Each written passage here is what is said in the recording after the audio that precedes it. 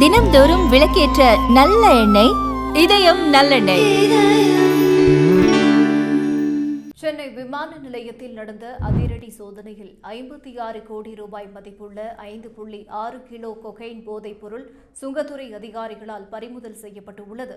சர்வதேச கடத்தல் கும்பல் தலைவன் உட்பட 4 பேர் கைது செய்யப்பட்டுள்ளனர். எத்தியோப்பியாவின் தலைநகர் அடிஸ் அபாபாவில் இருந்து எத்தியோப்பியா ஏர்லைன்ஸ் விமானம் அதிகாலை 1:30 மணிக்கு சென்னை வந்தது. விமானத்தில் போதைப்பொருள் கடத்தல் கும்பல் உறுப்பினர்கள் இருப்பதாக ரகசிய தகவல் கிடைத்ததால் சுங்கத்துறை அதிகாரிகள் பயணிகளை தீவிரமாக சோதனை செய்தனர்.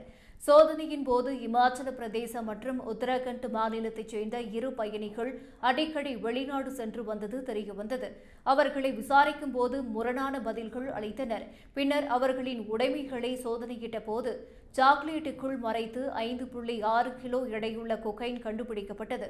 இதன் மதிப்பு சுமார் 56 கோடி ரூபாய் என தெரிவிக்கப்பட்டுள்ளது.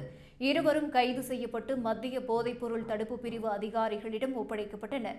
விசாரணையில் அவர்கள் சர்வதேச போதைப்பொருள் கடத்தல் கும்பலுடன் தொடர்புடையவர்கள் என்பதும் இதற்கு முன்னரும் தங்கம் மற்றும் போதைப்பொருள் கடத்தலில் ஈடுபட்டிருந்ததும் தெரியவந்தது. மேலும் அவர்களிடம் கிடைத்த தகவலின் அடிப்படையில் மும்பையைச் சேர்ந்த ஒருவர் மற்றும் டில்லியில் பதுங்கியிருந்த நைஜீரிய நாட்டைச் சேர்ந்த சர்வதேச கும்பல் தலைவன் கைது செய்யப்பட்டனர். இதுகுறித்து சுங்கத்துறை அதிகாரிகள் தெரிவிக்கையில், தங்க கடத்தலில் தற்போது அதிக லாபம் இல்லாததால் வெளிநாட்டு கும்பல்கள் சிந்தட்டிக் போதைப்பொருள் கடத்தலுக்கு மாறியுள்ளன. தென்கிழக்கு ஆசிய நாடுகளில் இத்தகைய நடவடிக்கைகள் அதிகரித்து வருவதாக அதிகாரிகள் தெரிவித்துள்ளனர்.